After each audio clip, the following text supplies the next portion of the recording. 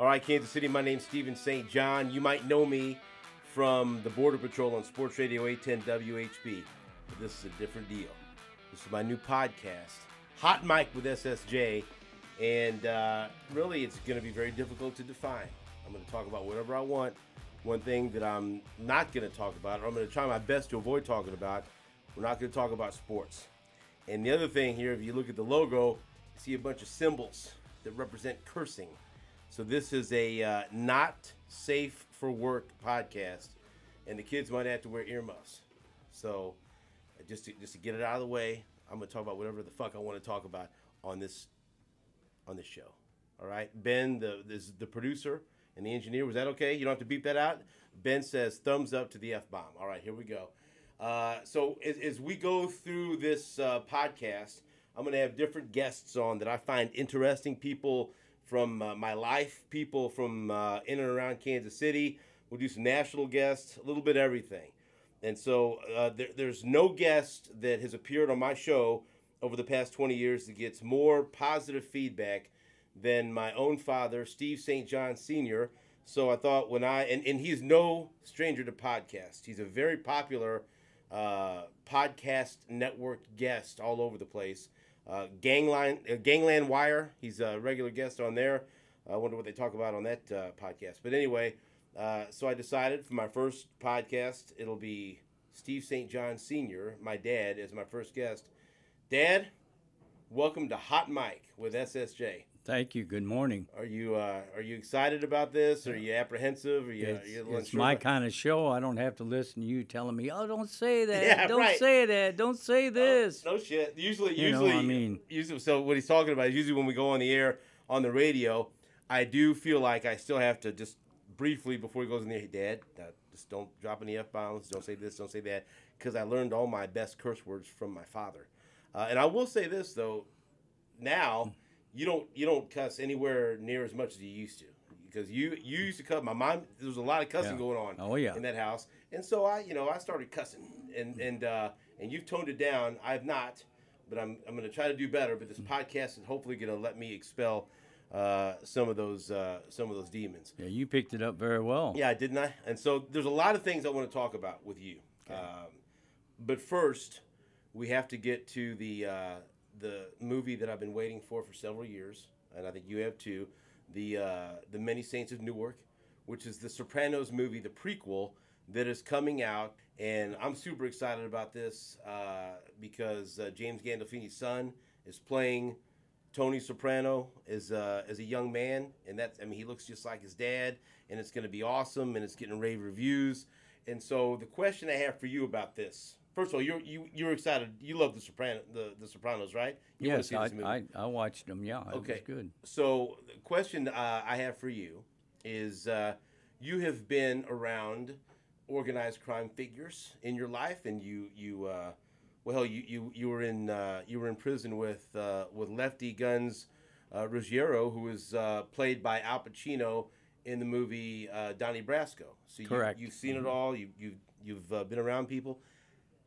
When you watch The Sopranos, how realistic was that? Like, when you watch that, you're like, boy, they nailed this. I know there's elements of comedy and things like that to it, but I've always wondered, and people have asked me that too, the Sopranos, how much did they nail that? Because it seems to me it was pretty damn good.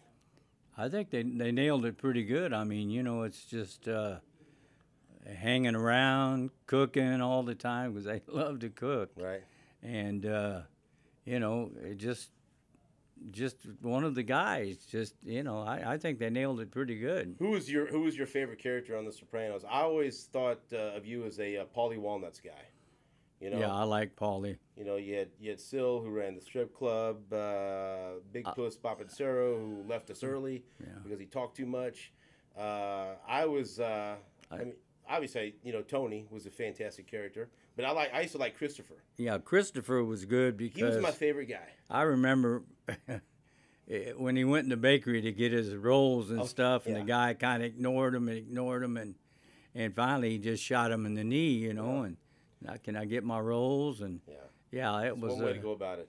Well, But I just feel like having growing up in Northeast, going to Pius, I felt like there was a lot of different guys that reminded me of Christopher. I said, I went to school with that guy. You know what I mean? I thought he was always very realistic. So I'm very excited to go see the movie The Many Saints of Newark that's coming out tomorrow. Okay, so let's get into one of the topics that I want to talk about with you. And so you're going to be a recurring guest on the podcast. I have no idea if you know this. There's no talent fee, and so there's no contract. I just hope you'll do it because I'm your son, and it'll be entertaining for people.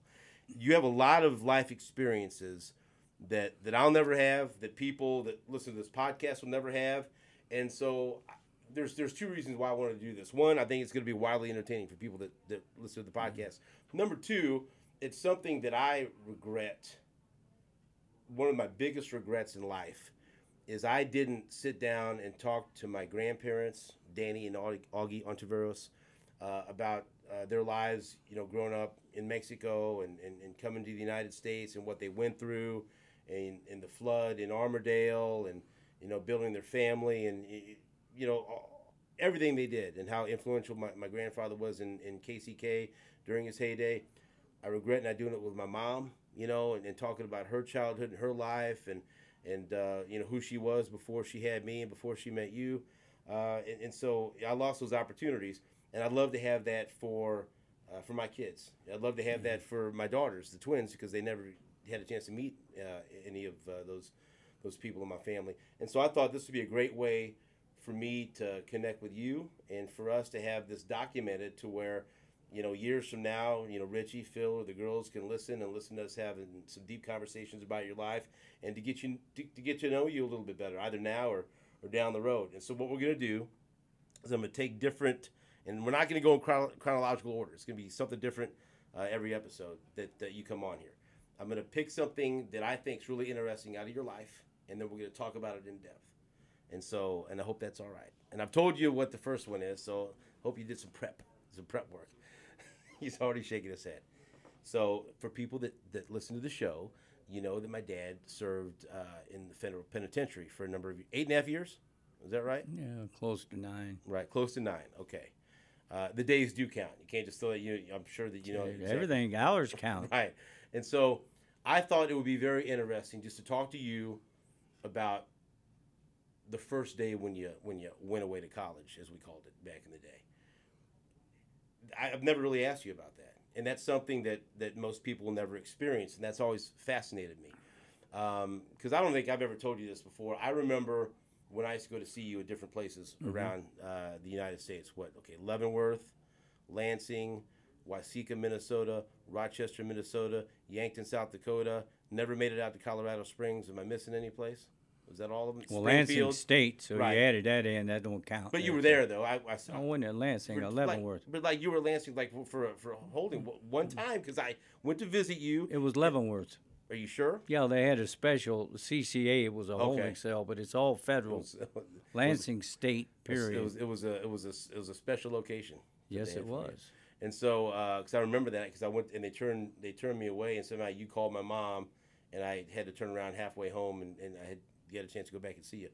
But I always felt so fucking horrible leaving you there. But I'd go and see you, and we'd sit, I don't know, for, a couple of hours, and we'd be out in the family area or wherever we'd have our visit. And it was for a kid, 18, 19 years old, it was really intimidating. And like, where the hell am I? What is going on here? And then you'd come out, and we'd spend some time together. And I just the thing that I remember most out of anything was I always felt so guilty, and I felt so horrible leaving you there. And I wanted to bring you home with me. You know what I mean? Well, you could have done that, but then if you would have done that, then you'd have been there with me, and we wouldn't be apart. Right. I thought about it, but I just always like. I felt so bad because and I'd get there and I wouldn't want to think about, what the time limit was. And so we just talk and you'd tell me what was going on and I'd talk about my life. It was always kind of a little awkward because I always felt like there was a clock ticking, and it would be time to go. And I remember I'd be devastated driving home from wherever it was, because I had to leave my dad in prison. Although it wasn't my fault, but still, I felt guilt. And so, tell me about, let's say the night before. Okay, you've already been sentenced, and that's an episode later on. All the other stuff. We're going to be very specific here. You know you're going to jail. You know you're going to prison, right? What was how long was the sentence supposedly? 10 years. So 10 years. Okay. 121 months. Right. So you know you're going for 10 years. You think you're going for 10 years, right? It's like what's going through your mind the night before? Like, so when did you have to be there? Was there a certain time of day that you had to check in? They give you a time, to be there, like 10 o'clock that day, or 12. They give you a certain time to be there. And this is Leavenworth. So you had to go yes, check in Leavenworth. Okay. Right. And so obviously you lived in Kansas City, and so the night, like, what do you do the night before you're going away to prison for 10 years? Did you? Were you? Obviously it's something that a lot of people don't have to face and don't have to deal with. Yeah. Your emotions. What was going through your mind knowing the next day you're going? To be honest with you, this sounds crazy, but I was somewhat relieved because I had led a pretty fast-paced life, and every time I'd get in the car to go somewhere, I'd see 2 or 3 cars tailing me, and FBI would just, they wear you down. And so when I left, I thought, well, you know what? I may put a couple of them out of a job. They ain't gonna have much to do now. But I was just tired, tired of the same, just having them follow you and this and that and the other. So it was time. It just, it was time to just go ahead and do it and get it over with and get done. It's funny that you say that, because when you describe that, and I've always thought this, and not anything about the case or why he was in trouble, but the scene from Goodfellas when Ray Liotta is driving around and keeps looking at the helicopter, and he's looking at everyone and saying don't call from the home, don't use the phone, and he's suspicious of everybody. Yeah, they make you that way. Right, and then he gets back in the car and he looks, okay, the helicopter's gone. I got to get back. I got to fix dinner. I got to meet them, And I was like, boy, that reminds me of my dad. He was always everywhere. You always had somewhere to be, and you're always looking. You're thinking someone's following you. And then finally, they got him, right? Yeah, but they kind of like that unbelievable paranoia where you think there's always someone watching you, or you can't trust. Because I remember that you were like that. Like, you didn't know if you couldn't use the phone from home. If someone was tapping the phone, or somebody was following you, or if you're under surveillance, that's got to be exhausting at all times to think someone is breathing down your neck, right? Yeah, absolutely. It's real tiresome, because here you're trying to keep away from them, and then you think, oh, they're not in a helicopter. They wouldn't spend that kind of money on me, but they would, and they did. And then you got to worry about, are they jacking with your family? Yeah, exactly. Your family safe? Yeah. Everything else. And so it's interesting that you say you were relieved. Yeah, okay? yeah. Do you remember what you did the night before? Did you go out to a special dinner? Did you just stay at home? Did you were you planning stuff out? Like, what do you take with you? Like, I don't know. Like, what do you? Yeah, I can't imagine you pack for the trip. You don't take your swimming trunks or anything like that. So what's the process tying up all the loose ends? Because then you're going. If you forget something, you can't go back and get it, right? No, that'd be another case. But the fact of the matter is they give you a few things that you can take with you. Like a watch, maybe a jogging suit, because back then you could wear your own clothes sometimes. And you were going to the minimum security at that time. Okay, right. Yeah. And so what do you remember? What exactly did you take with you? What items did you take? Just some shorts and some jogging suits and tennis shoes. Right. And a watch, and I had a real nice watch, and you can't take that. That's too expensive of a watch. I said, well, it's a knockoff. That's not a real watch. Was it a knockoff Rolex by any chance? Well, it was a real. Oh, well, okay. Then. It was a real, but I told them it was a knockoff, and they didn't know any better, and so that was it. And the best thing, it's the best thing for me was is I knew a lot of people that was waiting for me. I hate to say that. You had a welcome committee there. I had a welcome committee. And when you go to prison, it is a real scary deal, or you think, wow, man, what is it going to be like? But I mean, my deal is I had guys waiting right there for me that had clothes my size, had a jacket my size, already had a job for me. What was the job that they had? I mean, the job is I got a job at the up at the warehouse, just kind of moping around up there, and once in a while I would get to drive the bus down to the camp to take guys to eat. So how many friends you had? So you said several friends that were there lot at the friends. camp. Bobby Farrar, Nick, and We can give some names. That's all right. Who was the people that I know? Yeah, right? yeah. Okay, so you had people there, and so you didn't have to worry about that. And so the other question before we actually get to your first day is, and just be honest with me, because I've always wanted to ask you this question: was there ever any point, like how much time was there from the conviction and the sentencing to when you actually had to go? How much of a gap did you just have? maybe it was maybe a couple of months. So in your home, or are you under heavy surveillance then? When you have to go, but you're not. I mean, because the question I have for you is: was there ever any point leading up to this where you're just like, "Fuck it, I'm going to Mexico, or I'm going to Canada"? No. 2 places you've been to that Yeah. I'm just like, did that thought ever pop in your mind? Like, I ain't going. I'm out of here. No, you know what? It never did, because I had ties, as you well know. And I never thought about that, because I thought, man, you know what? I'm not going to bitch out and do that. I'm going to stay, and not only that, I got to make a little bit more money before I go. So the last couple of months, they're following me anyway, so I've made some more money. Right. So what the hell? And so you worked right up to the end. You got the most. I did. Time, right.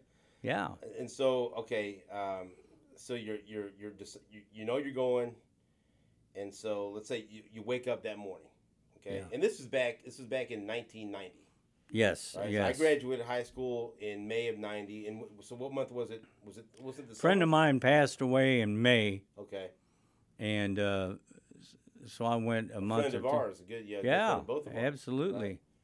And that I was kind of feeling down. Can we because mention names? Or, yeah, you can. Larry Strata. Larry Strata. He was killed the night of my high school graduation. Yeah, and absolutely. Here's another regret. And I think I've told you this. I don't know if you remember that.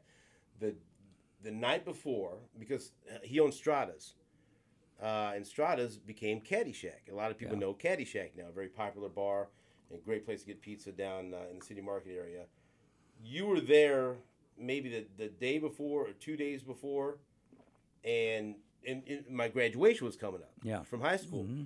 And he said, "Hey, Larry wants to say something," and you gave the phone to Larry. Right. And right. I remember he said, "Stop by the bar after your graduation," because I was going to an after party up north. Yes, in Gladstone. I remember that. He said, "I got something for you," and then you get on. I remember you get back. You hear him? Be sure to stop by. Something happened where we didn't have enough time to stop by. You're 17, 18 years old. You got Big Tom telling you to hurry up. Yeah. And so we go. You don't think about stuff. You go up. We go to the party, and then the next thing I know, you call me in the morning, and he had been killed. Yeah. And that's been an awful regret of mine. But anyway, that was May. So you went away a couple. Was it? A couple of months after that. Yeah. Okay, so I'll tell you the thing I remember about that. You were living down in the North End. There was a wonderful deli called La Salle's, right? La Salle's Deli, that's right. Still the best deli it's ever been in Kansas City, yeah. Right? Bring that back, and I'll be the #1 customer. And so you lived in an apartment building on top of that. Yeah. And so I remember you were always adamant. You did not want me to go, and I wanted to go. You would not let me go to court. Right. You did not want me to be there for any of the trial. And I wanted to take you to jail.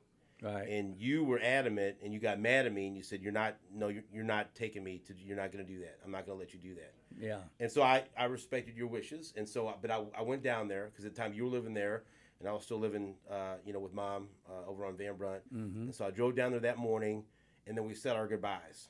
And then I remember I said, can I please go? He goes, no, I don't want you to. And I think it was, and you can answer that. Maybe you didn't want to see, you want me to see you. No, I didn't want you to. No. And so I was real upset. I remember I get in my car, and I'm 17 years old at the time. Get in my car and drive away, and I've got just tears. I'm thinking, am I ever going to see my dad again, or how long it's going to be? You don't know. You don't know what the hell happens. And so then you go. So pick it up from there. Okay. You're going to. So who takes you to jail? I mean, there's no Uber back then. And did a friend take you? Like who? George Turley took me in a brand new Ferrari, of all things. Was that orchestrated? Is that what you requested? I said no. That's what he drove. So that's pretty good. Yeah, I mean, if you're gonna go to prison, go on a. And Ferrari, they remember that too, boy. They thought that was something when I pulled up in that Ferrari. So who's watching? Like you said, them. Everybody was watching. So for people that don't, so the minimum security camp next to the big house in Leavenworth, it was truly a camp. There were no walls. No, it was fences. It was fences, but I mean, I remember one time when you already been there a couple of years, when me and my Aunt Marilyn and my mom, you worked it out and said, hey, drive past the camp at this time, so Aunt Marilyn and your mom can see me, and we drive by there, and you're just like standing out there like a guy that might have been doing some yard work, and hey, he's right there, and I'm like, and I remember my Aunt Marilyn goes, oh, don't you wish we could just pull over and get him in the car? I said, I don't know if they would like it that very much. I think we'd get in trouble, but so it was. It was kind of an honor system almost. Yeah, right? At that time, I was there exactly 1 year before they decided to put me next door in the big house. Well, we'll get to that. Okay. Oh, boy. So first day you pull up in the Ferrari, and then so then what happens? You go and I get out and go in and check in, and of course all these guys come up to where I'm at, and we was wondering when you was going to get here. So what's the check-in like? I mean, I'm thinking like a hotel. I imagine it's not, Well, they take your fingerprints and stuff like that and make sure it's you. And I told them, I said, well, who else would be checking in? Like, who else is going to fill in for me? I mean, I got people that owe me favors. I don't think anyone's going to. The guy, I'll do that time for you. You nuts? So but I mean, I'm sure they check for you. All that. Yeah. And so you get in there. And then you have to. Can you wear what you want? Like you said, you brought a running suit. Yeah, you could at that. If you're not working, if you're working, you got to wear khakis. Right. But of course, I didn't go to work for about a week. Okay, so you're in there. The welcome committee's there. You get in there, and so what's the situation like? So what's the sleeping arrangement? They had me in a dorm like setting and had my bunk, and they done took care of everything. See, this is pissing me off because all of this is like this. You're describing a better experience of when I went away to Missouri Western State University. This is much better treatment. And so you go in there. So how are the dorms set up? Is it like all out in the open dorms? Yeah, it's out. Like, yeah, you have like rooms where you have certain roommates or everyone. No, you had it's all dorm, all open up. Bunk beds. Yeah, like you see in like you see in the movies. And so you're there, and so on your first day, and I guess you wouldn't have this problem because you had so many people that you knew there. You always hear, when you go to prison, you gotta prove yourself. You gotta do something to let people know that you can't be fucked with or whatever. Did you have to? No. Were you tested at all? Did anyone? No, it wasn't that type of place. Not only that, those guys would have stood. That's the word was out that probably would be the wrong tree to bunk up, right? Yeah, I never had any problem. These guys were looked up to, and no, they. So you're there, and so then once you get there, what do you do? Like what's like your first day in prison? Like what? Just go eat and hang out and stay up late and play cards and. They didn't have they didn't like lights out. They didn't like make you go to sleep. Oh, they have lights out. 10 o'clock and stuff like that. But, and I know we'll get to it, but as I progressed, things changed drastically. As you graduated. As I graduated, things changed drastically. Okay. But yeah, at that point, I mean, here all these guys were there, and it's just like a, big old. I hate to say this, parties. I mean, because you keep saying, can we say some of the guys that were there with you that helped you, or like you said, Bobby Ferrara. Bobby was Ferrara. a dear friend of yours for a long time. He's no longer with us. Yeah. He was there looking out for you. Like who else was like your close friends that were there that you knew that they were going to take care of you? Nick Labruzzo was there. He took care of me. Right. Man, I'm trying to was think. Was Vince there yet? Vince wasn't there yet. No. So you were his welcoming committee. Yeah. So, right. Mm-hmm.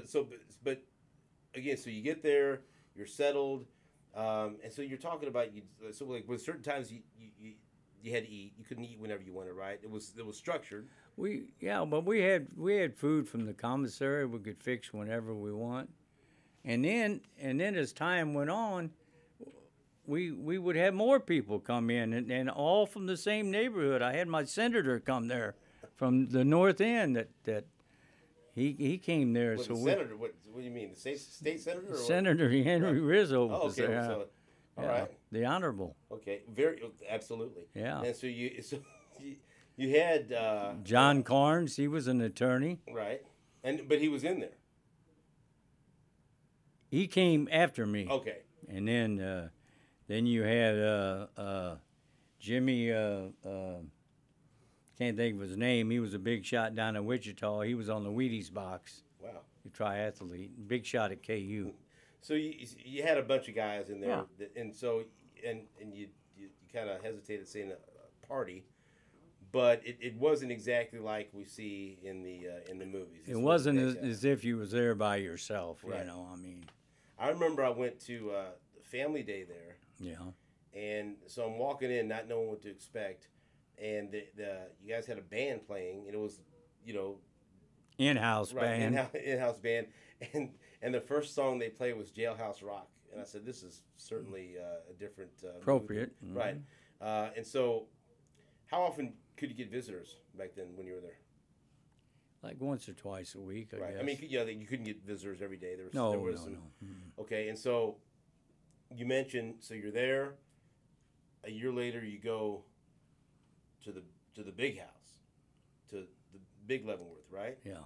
So why did you have to go to the? Well, this is where the problem starts. Well, it sounds like it. Exactly to the day was a year I was at the camp, and I was just going to get a 2-man room with Bobby Ferrara. You've been looking forward to this, it sounds like. Looking forward to this. Now I'm really going to relax a little bit, and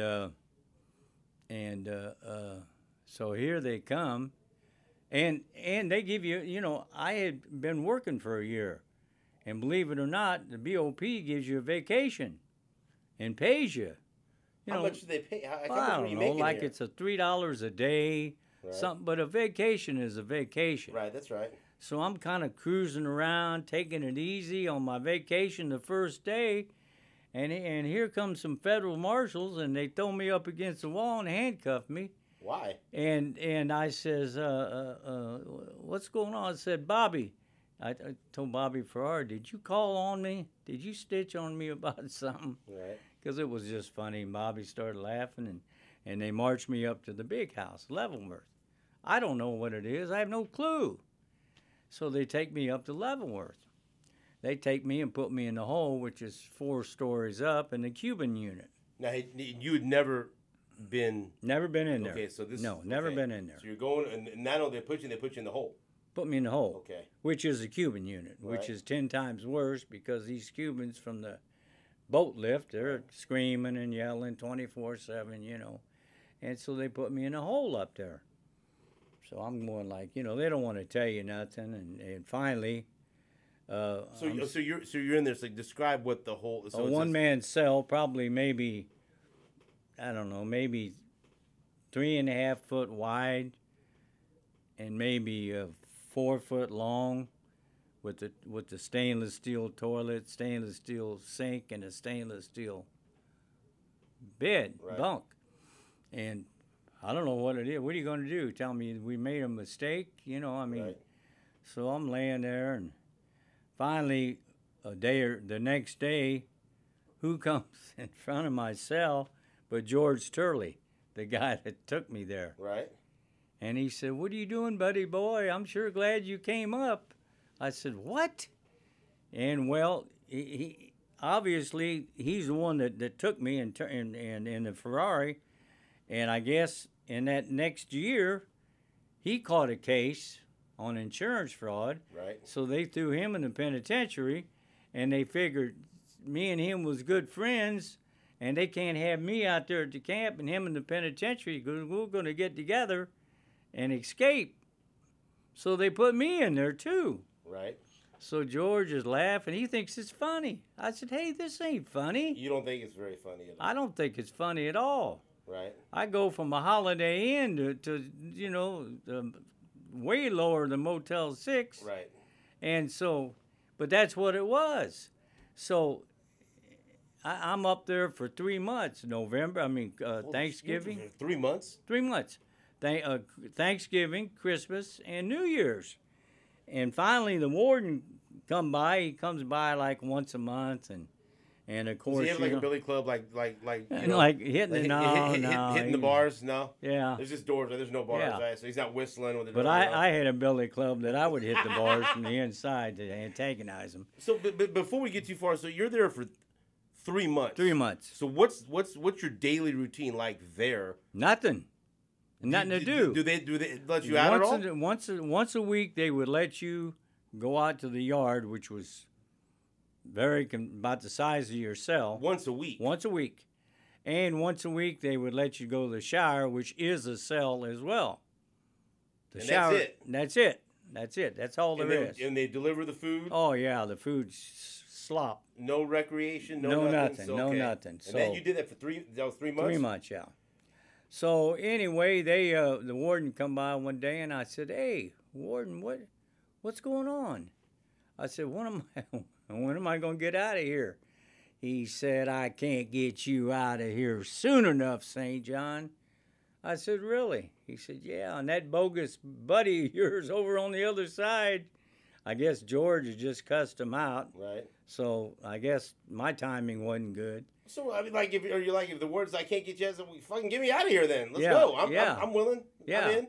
Well, he did finally. They sent me to Springfield, which is a high-level joint, probably one of the highest levels in the system. And that's where Gotti was, right? Yeah, because they have to be high levels because of the hospital patients. See, that's a medical facility for people that don't know. Medical facility, but they also got to have a work cadre to run the medical center. Right. Janitors, kitchen workers, orderlies, things like that. Yeah. But the sick guys that are high-level criminals are there as well. And that's why Gotti ended up Yeah, that's there where Gotti was there. And when you, Tony later Ducks on in your prison career, when you broke your wrist, was it sliding into second base in a prison softball game? Yeah, but that was up in Yankton. Right, but I'm just then you had to go to Springfield to get the surgery, right? No. No. So where did you go to Springfield? I had went to Springfield because they had no way to put me in a higher level penitentiary. Okay. Because I hadn't done nothing. I have a clean record, this and that. So, and so they sent me down there because they could put 1 through 10s down there. They could put high level and low level. So 1 is minimum, and then minimum, 10 is yeah. And so that's where they put me. We'll show you, So what was it like there then? It was a rough joint. It was because here I was dating a girl that went to at that time Southwest Missouri State, and I came to visit you down in Springfield. Mm-hmm. So how did that compare to the big house in Leavenworth and the whole? It was pretty bad because they had every nut in the Bureau of Prisons down there. I mean, they had guys. Everybody that threatened the president was there. I mean, one guy threatened Clinton's wife because she had thick ankles, and they were nuts, huh? Reason to threaten someone, so that okay. Well, that was his choice, I guess. He paid for it. But you had, these. I mean, like one day a guy just went off, and we had 8 pool tables, and he got at the end and started throwing pool tables, and you mean the balls? Yeah. He bust out the glass where the cops sat. He threw about 100 balls and busted the windows and everything. They had a hell of a time getting them. So it was wild. It was wild. Those nuts would go do it anytime. So were you alone, like, or did you have a roommate, or like? No, I had friends there too. Wow. Of course, when you're in that realm, you always know somebody that broke the law. Right. So I got a good spot to stay, and How long were you there? I was there a couple of years. So you were the minimum security for a year. Yes. And then the main facility, the big house in Leavenworth, for 3 months or so, and then you go to Springfield for a couple of years. Yeah, but at the end, about the last maybe 6 months, they sent me out to the camp. They got a camp in Springfield, but the year and a half I was inside Springfield, and it was an experience. I mean, And you were then you never went back to Leavenworth, or did you go back to Leavenworth? Never. They said they didn't want me.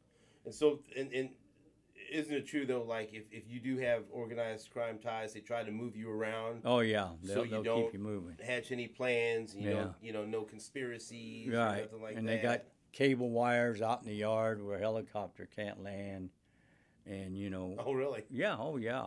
And then when you go to a penitentiary like that, the way they do that, they only move on the hour. In other words, you can't just roam around like you did at the camp. Right.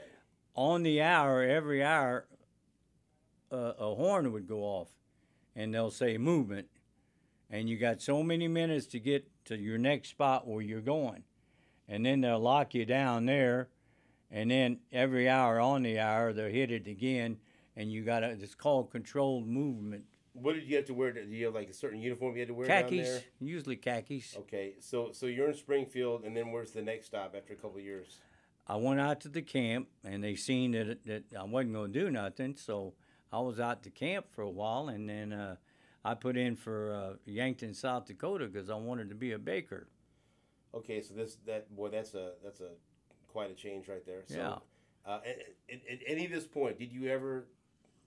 Here's another stupid question. Did you ever consider trying to escape? Mm-mm. Or did you would you hear any plans like someone's gonna try to? I might get a, dig my way out of this thing or nothing. You know what? There's a lot of people at those high level joints that wanted to talk about escaping. Right. You didn't want. I know you're a big fan of Escape from Alcatraz. You loved Eastwood. You didn't think, Yeah, no, I wasn't going nowhere. Okay, so then you go.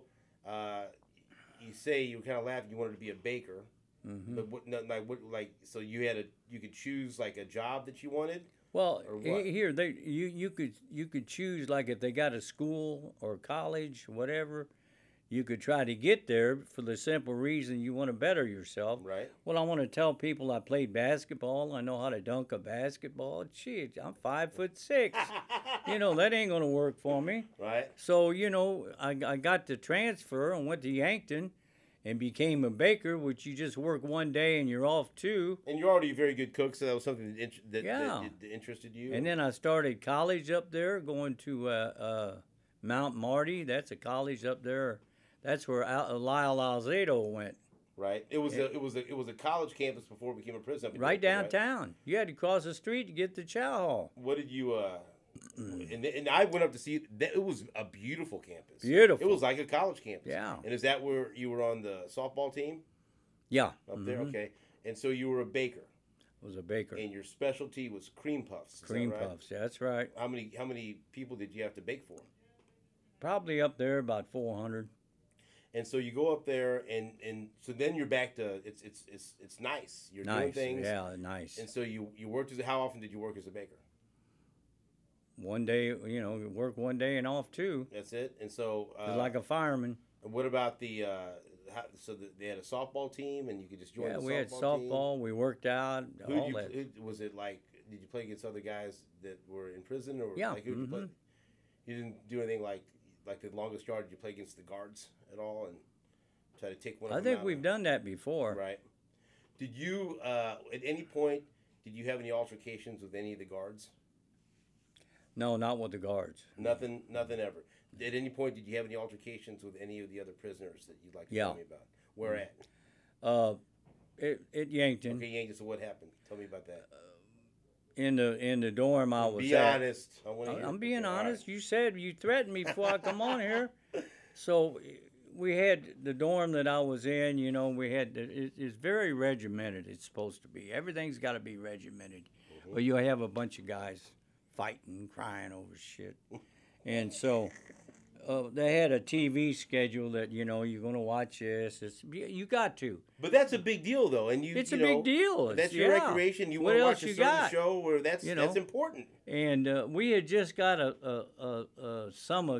probably 100 guys in from New Jersey, which, trust me, don't take any offense out there, but those guys back east are jack-offs. There you go.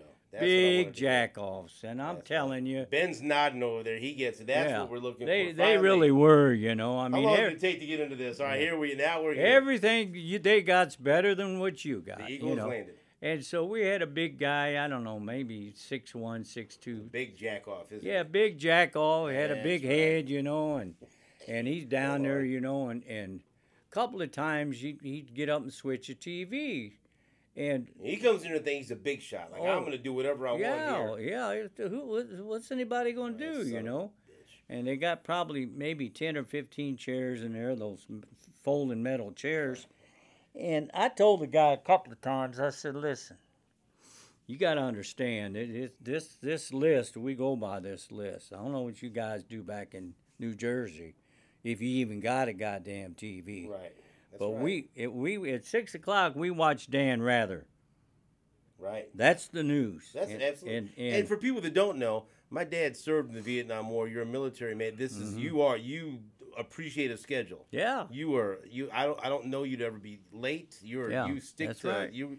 And right. I definitely appreciate Dan Rather. That was my man. Yeah. So I told him 2 or 3 times, and he'd get up. I told myself in my mind, I said, let him do it one more time.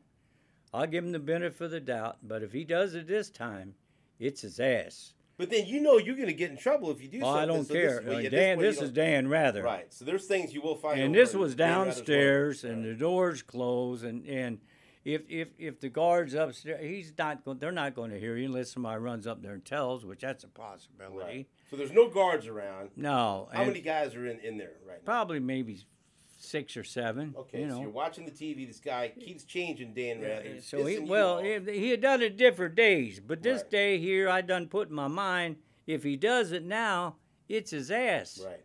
So he gets up, sure as shit, Dan Rather gets on, and he goes and switches it. And I waited till I heard that click. Well, when he clicked that, I had that chair folded up, and I hit him so hard on the back of the head. He went down to his knees, and I whacked him again. And then I put the back of the chair on the back of his neck, and I clicked it. I said, now, Dan Rather, say it with me, Dan Rather. He said, Dan Rather. I said, that's right, and don't you ever do this again. And that was it? That was it. Was there any you ever deal with him again? Never problems after that? He was just going to try it until somebody did something, and I guess I was the only one going to do something. And so no one else said anything. No. Right. Mm. And then nobody went and got the guards. He never got in trouble for that. No. Right. And was he all right? I don't know. I never asked him. Was he all right? I mean, I feel like because you, one of my best memories from my childhood is you took me every Thursday night to the wrestling matches at Memorial Hall. Yeah. Mm-hmm. And I feel like every Thursday night we saw someone get hit by a metal chair. Oh, yeah. So I'd like to think that inspired you when you did this. I think it did. Thinking about Bulldog Bob Brown or Bob Geigel? Did you think about doing an eye gouge or something like that? Or no, I thought he that was it. That's all he needed. And he was good. There was no fight. No, he wasn't getting up very quick. So he'd be all right. So then that was it. That was it. Any other? So. And then after that, did you have to deal with any of the New Jersey guys, or was he? No, that was it. He was, He was just what I thought. He was weak. Right. And so, what about? Is that the only altercation of note? I got along with everybody. I didn't have no problem with anybody. Other than Dan Rather. And Dan Rather was the issue there, and so and you know what? You know what? You got to tell people that here. I mean, it's pretty trivial to argue about Dan Rather. But that meant a lot to you. It meant a That lot, was yeah, everything, right? absolutely. You know, You'd look forward to that. Yeah. And that's one thing you could count on. Yeah. But and so I guess that's an interesting question. It's a little thing, but I mean it's a big thing. But it clearly it when you're in prison you learn not to take things for granted, and those little things like yeah, that. little things like that. You know, Recreation time, good food. I remember a couple of times I would. You asked me to sneak some food items in. That's right. Here in Leavenworth. And it sounds like I'm making a joke. One time I went to LaSalle's and got a very sizable sausage, and I snuck it in. And boy, was I tickled to do it. I snuck it in. I snuck it in my pants, and I was talking to you on the phone. I go, "Are you sure?" And you were getting frustrated. I go, "You just do it. It'll be fine." Because they weren't gonna. Apparently, they weren't gonna check me too tough, right? The guy was maybe gonna look the other way. And so I go, "What do I do with the sausage?" And you go. And you just put it in your pants. And my mom said, "What are you talking about?" I said, "Mom, don't worry about it. I got to go get something for Dad or whatever." Yeah. So go to the salads and get the sausage. And I think I actually passed by a Taco Bell and I got like a couple of soft tacos and put them in my pocket. Because you weren't getting any Taco Bell at that point. No. And I remember I got in there and I was like sauce and some cheese. And I gave you the tacos. And boy, that was a big deal, right? You're getting the little things in life. Okay, so Yankton, South Dakota. How long were you there after you almost whacked this guy out for changing Dan Rather? A couple of years. And then where did you go after that? When did Rochester and Wasika Well, that's come another into play? thing.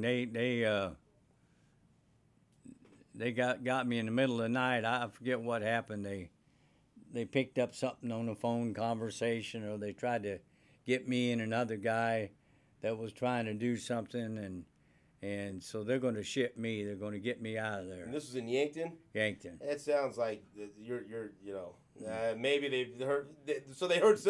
They heard you saying something on the phone. Yeah. Right? So there's not a whole lot left up. That you said something you shouldn't have on the phone. I knew they was going to ship me. Right. So 3:00 in the morning, here they come, and I remember exactly when it was. The government, and I hate to say this, but the government shut down at that time. Right. Like they're talking about now. But it completely shut down. These guards weren't getting paid, and they got me at 3:00 in the morning. It was like 30 below. 30 below. What year would this have been, you think? What's that? What year would this have been, you think? It was probably be 94, about so it's that. 30 below in Yankton, South Dakota, South 3 in the morning. Yeah. And they're dragging you out of bed, and Right. they're going to transfer you. Right. And so, matter of fact, the guy got a hold of me that was my bunkie, that the last time he seen me or talked to me was back then, and we reconnected. He said, "Hi, Steve, how you doing? How was that trip?" I said, "Not good, Harold, not good." So where did they send you then? Well, they put me in a van, which never did warm up, and I had 2 or 3 lunches that they had made because I worked in the kitchen. Right. They liked me. So I had all this They're food. sending you off with it. They packed your lunch. Well, they packed me a lunch, yeah. Pack a lunch, same and these time. guys said, "What do you got?" I said, "Ain't none of your business." I mean, they had no food. Right. And then they were talking, what am I going to do? I can't make it on this one check, and we'll have to move in. I said, "Boy, you guys are whiners." Right. Because what are they going to do? Mm-hmm. And so I'm eating these sandwiches on the way up, and I could tell we was going farther north, and I'm going, "Oh shit, this ain't good." And it got colder and colder and colder, and I said, "Jesus, where are we going?" So we pulled up. It said FCI, which is penitentiary. Right. FCI Wasika, Minnesota. Yeah. So it was cold up there. So they got out, they take me in there. The warden's there on a Saturday. And, "Hey, St. John, how you doing?" I said, "Well, I don't know. It's colder up here than where I was at." I said, "What'd they ship me for?" He said, "Oh, we just need a good baker." Oh, really? I said, "Well, you got one here." Well, that wasn't the case. No, Right. he just said that. But so they heard you, and so you went up there, and so was Wasika. So I opened the bakery, and Wasika was the same thing. You move on the hour. You move every 30 minutes. So the bakery was it in the prison? Or In the prison, yeah. It was in the kitchen in the Okay. prison, sure. And so then you just would bake for the. I was in charge of it. Right. Yeah, I mean, How many people that's do you have working under you at the prison bakery? probably a couple. Okay. And then we was serving like 600 people, 600 prisoners. And So how long were you in Waseca? I remember I went up there too. yeah, Kevin the Wrestler come up there to see me. Right. And so for people that don't know, that is he's referencing Kevin Wacholtz, who wrestled under the name of Kevin Kelly, who was also known as Nails. Yeah. He wrestled in the WWF as Nails, the escaped convict. And Nails visited my dad in the penitentiary. Yeah. Nails didn't wear his orange No, prison thank God he jumpsuit, didn't. right? No. Yeah, and he was a friend of the family. And when he used to wrestle in Kansas City, going to every Thursday night to watch wrestling. And so he went and visited you up there. But Yeah. so you were in Waseca, Minnesota. Yeah. Right? And so you were there for a while, and then you end up in Rochester. Was that the last stop? Right I before? picked up the making the cream puffs and fill them full of ice cream. That warden loved that deal. Right. So you knew the way to the warden's heart. Yes, I did. Okay, so moving forward in some more episodes, we'll talk about your time in Rochester, because you served with was it Joe Butch Correo, who was worked right under John Gotti, Yeah. For the New York family, and some other guys, and we're going to go back to. And he was on the case with the detective that helped me in the bakery at Yankton. Wow. And so full circle. And we're going to go back and we're going to do an episode where we talk about some of the people that you did time with, like Lefty Guns Ruggiero, who Al Pacino played in the movie Donnie Brasco. Fat Tony Salerno, right, with the cigar. Right. And I like the fact that he had a sweatshirt that said Right. Tony, in case anyone else is going to grab that, right? That's right. And we saw him depicted in the movie The Irishman, right? He was in that movie. And so Then you had Tony Ducks Carrillo. right. And so we'll talk about some of the guys that you served with. But how does it feel to tell some of these stories, like some of the stories you've never told to me? Because it's fascinating for me. And we've never really talked about it because there's some things I know that you don't want to talk about. But I feel like you loosened up there towards the end. Well, you warned me. You give me a warning. Well, I didn't know about the story where you almost knocked the guy out because he changed Dan Rather. Boy, when I come over to your house and I tell you I want to watch a football game, I got to watch it because sometimes you watch on the news, I didn't realize what kind of dangerous territory I'm treading through. You know what? It's something. I mean, I'm not all that proud of to sit here and say this. And you asked me, and so I'm telling you because you asked me, and I don't feel it is what it is. I mean, it is what it is. Thank God it's behind me, not in front of me. But it's part of who you are. Yeah, exactly. And for me, like people would ask me, when you're gone, or are you ashamed? Do you feel bad? How do you feel about it? And I remember I had a couple of, well, they weren't friends, that kind of separated themselves from me during that time, and a girl I was dating, parents didn't want her to date me, stuff like that, which was great because that was able to show me, who showed the true colors of people, right? Sure. But I always approached it the way I approached it on the radio. I don't run from it. I run towards it because it's part of who I am. It's part of who you are. Yeah. And like you always said, if I couldn't do the time, I shouldn't have done the crime. And that's one thing that everyone always says about you, that you're a stand-up guy. You did the time, you accepted it, and you did it like a man, and you came out as a better person. Yeah, right? sure. You went to college. You made cream puffs. You hit a guy with a steel chair. You did a lot of great things. You played on the softball team, broke your wrist trying to break up a double play, like a good. The scar is there, like a good teammate would. And so we've still got a lot of stories to talk about, but that's not all that we're going to talk about in future episodes. Like I said, you're going to come on once a month with me. We're going to talk about your time in the Navy, whether you want to or not. I'm going to get details about your affair with Janis Joplin because I need all the just you've kind of touched on the subject there, but we need to know more. I need to know all of it. And there's a lot of other things just that you've experienced growing up in Rosedale, and just and people that you spent time with. I've always said that your life could be not just a movie, but like a trilogy, like 3 movies, like Lord of the Rings. You know what I mean? And so hopefully you'll open up, and I'll even ask about what it was like to have to deal with me when I was younger. I'm sure you'll like telling stories about that. Huh? Oh yeah. Yeah. thank you for being so open. And I will never, ever change the news when I come over to your house. I can promise you that. All right? Thank you for that. All right, and I love you, Dad. And thank you for agreeing to be the first guest on Hot Mic with SSJ. And I hope that that you'll agree to come back for many, because you're going to be, like I said, this is episode 1 for you. You're going to be on here probably 30 or 40 times. We're going to need that many podcasts to get to the bottom of all these stories. All right.